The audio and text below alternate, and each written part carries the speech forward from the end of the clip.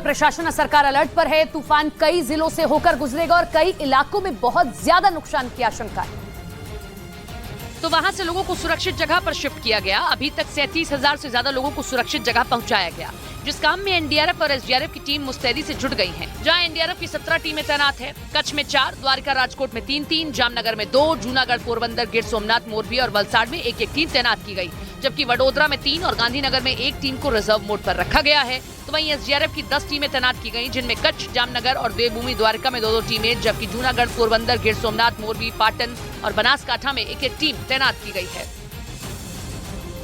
लेकिन प्रशासन और एनडीआरएफ की एसडीआरएफ की कोशिशों के बावजूद गुजरात के एक गांव ऐसा भी है जहां के लोग चाहते हुए भी अभी तक सुरक्षित जगह शिफ्ट नहीं हुए हैं, क्योंकि इस गांव के लोग अपना घर छोड़ना नहीं चाहते। अब ऐसा नहीं है कि उन्हें अपनी जान प्यारी नहीं, लेकिन वो अपने मवेशियों को तूफान के खतरे के बीच अकेले छोड़कर जाना नहीं चाहते। आशीरावान गांव जो सबसे आखिरी गांव है इस इलाके का, वहां पर अभी भी लोग यहां पर रह रहे हैं। इस गांव के लोगों का मुख्य काम पशुपालन है, इसी से इनकी रोजी रोटी चलती है। यही वजह है कि वो अपने मवेशियों के बिना कहीं नहीं जाना चाहते, क्योंकि उन्हें फिक्र है कि उनकी गैर मौजूदगी में उनके मवेशियों का ख्याल रखने वाला कोई नहीं होगा।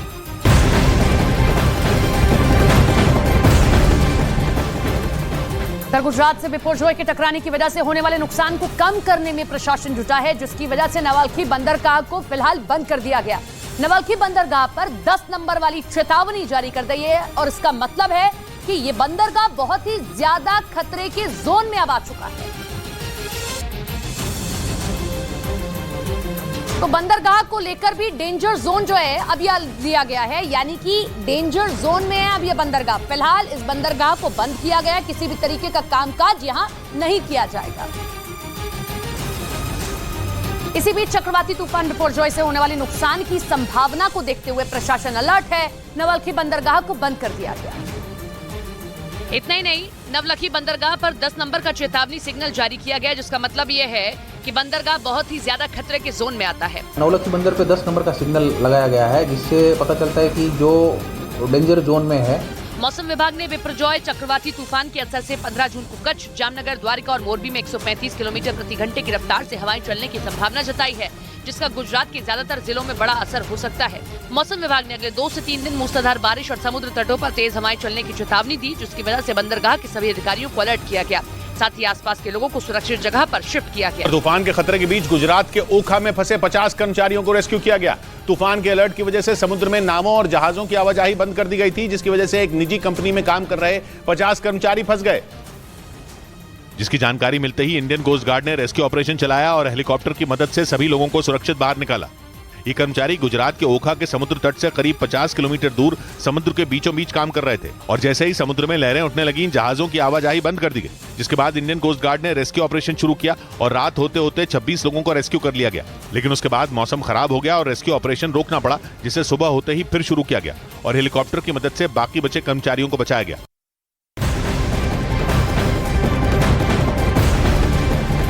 इधर गुजरात के राजकोट में तूफान का असर दिखने लगा है, जहां तेज हवा की वजह से एक बड़ा पेड़ गिर गया, जिसमें दबते दबते एक ऑटो वाला बाल बाल बचा है। मौसम विभाग के मुताबिक तूफान जैसे जैसे पास आएगा, हवाओं की रफ्तार तेज होती जाएगी और नुकसान की आशंका इसीलिए जाहिर की जा रही है। लेकिन राजकोट से तस्वीर आप देख रहे हैं, बाल बाल बचा है ये ऑटो वाला।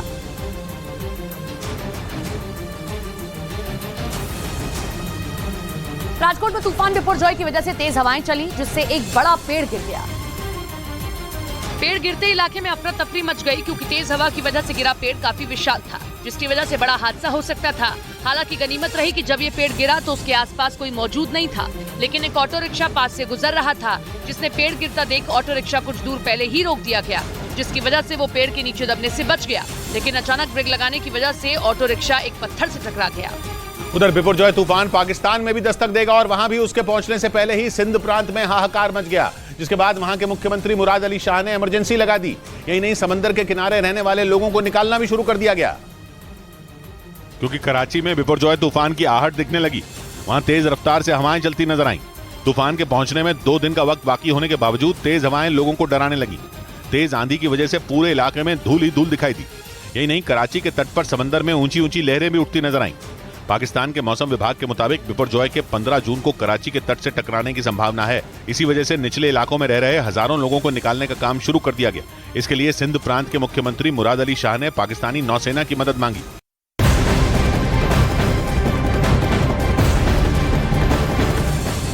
पाकिस्तान में बिपरजॉय चक्रवात का खतरा मंडरा रहा है। अब कराची के बेहद करीब पहुंच गया है, जिसकी वजह से समुद्र में ऊंची ऊंची लहरें उठ रही हैं। पाकिस्तान में 1 लाख लोगों पर तूफान का खतरा मंडरा रहा है। मौसम विभाग ने लोगों से सावधानी बरतने की अपील की है। तो देखिए, भारत में तो है ही नुकसान की आशंका, लेकिन कराची यानी कि पाकिस्तान में भी हालात कुछ ऐसे ही हैं। बिपरजॉय को देखते हुए 1 लाख लोग ऐसे हैं जिनको शिफ्ट किया जा रहा है सुरक्षित जगहों पर, लेकिन वहां हालात पहले ही आर्थिक तौर पर खराब चल रहे हैं। ऐसे में इस तूफान के कारण पाकिस्तान में और खास तौर पर कराची के जो करीब के इलाके हैं वहां हालात और गंभीर हो गए।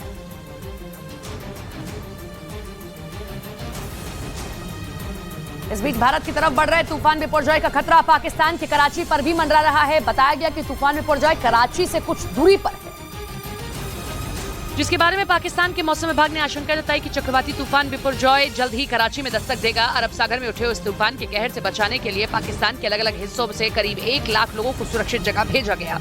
कराची में भी जुमेरात के दिन से तेज आंधी के साथ बारिशें मुतवक्किल हैं। पाकिस्तान के मौसम विभाग ने चेतावनी जारी की कि तूफान बिपरजॉय की वजह से 140 किलोमीटर प्रति घंटे की रफ्तार से हवाएं चलने का अनुमान है।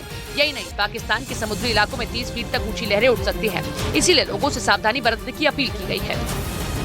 लेकिन कराची समेत पाकिस्तान में बिपरजॉय के बढ़ते खतरे के बीच वहां के लोगों की मुश्किलें काफी बढ़ गई, क्योंकि तूफान बिपरजॉय के बढ़ते खतरे के मद्देनजर बंदरगाह पर सभी काम रोक दिए गए, जिसकी वजह से वहां काम करने वाले लोगों को दाने दाने के लिए मोहताज होना पड़ गया। अब उनके सामने अपने परिवार का पालन पोषण करने का संकट खड़ा हो गया है। हम चूल्हा जलाएंगे कैसे, हम घर पे काम करेंगे, क्या करेंगे, क्या कर सकते हैं। वहीं दूसरी तरफ निचले इलाकों में रहने वाले लोग सुरक्षित जगह शिफ्ट हो गए हैं, लेकिन उनके लिए घर का सारा सामान समेट कर जाना बड़ा मुश्किल है। ऐसे में जरूरी सामान लेकर वो परिवार समेत सुरक्षित जगह जा रहे हैं, लेकिन तूफान में अपने आशिया के उजड़ जाने का डर उन्हें परेशान कर रहा है।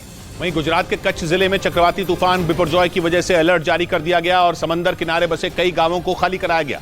बिपरजॉय तूफान तेजी से गुजरात के तटीय इलाकों की ओर बढ़ रहा है और वो अगले 2 दिन में कच्छ से टकराने वाला है, जिसके बाद समंदर में ऐसी लहरें उठ सकती हैं कि गांव के गांव बह जाएं, क्योंकि 2 दिन पहले ही कच्छ में हालात डराने वाले हो गए। समंदर की लहरें इतनी खतरनाक हो गईं कि उनसे बचना मुश्किल हो गया।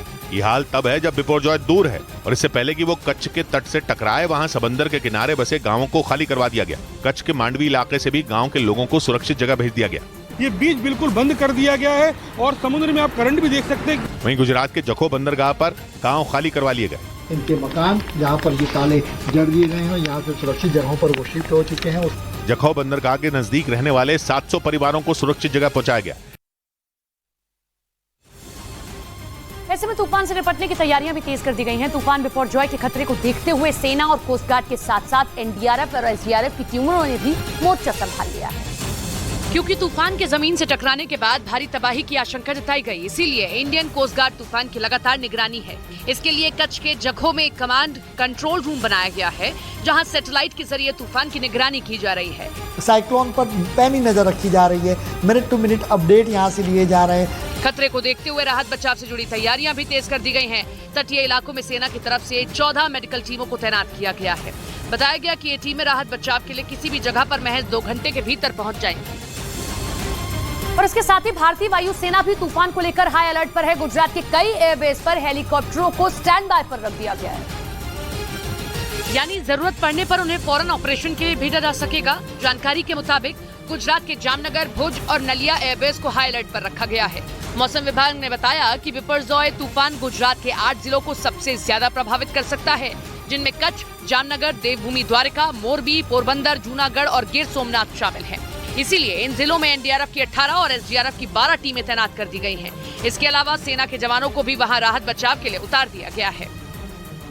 और इन 8 जिलों में 1500 से ज्यादा शेल्टर बनाए गए हैं। आशंका जताई गई कि तूफान तटीय इलाकों में सबसे ज्यादा नुकसान पहुंचा सकता है, यानी वो इलाके जो समुद्री तट से 5 किलोमीटर के दायरे में मौजूद हैं। और जानकारी के मुताबिक गुजरात के जिन 8 जिलों में सबसे ज्यादा खतरा है, उनके करीब 260 गांव समुद्र तट से 5 किलोमीटर की दूरी पर बसे हुए हैं और इन गांवों की आबादी 14.5 लाख से ज्यादा बताई गई। और ये संख्या इतनी बड़ी है कि वहां से सभी लोगों को निकाल पाना आसान नहीं होगा। इसीलिए वहां तूफान की जमीन से टकराने से पहले राहत बचाव के काम तेज कर दिए गए।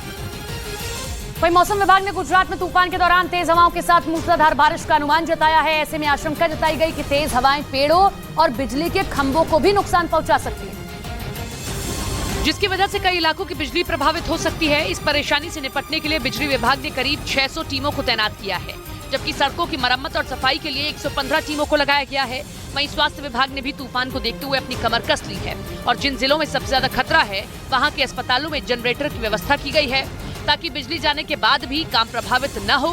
इसके अलावा जरूरी दवाओं के इंतजाम के साथ साथ अस्पताल के कर्मियों की संख्या भी बढ़ाई गई है। साथ ही इमरजेंसी वाले हालात के लिए करीब 240 एम्बुलेंस तैनात की गई है।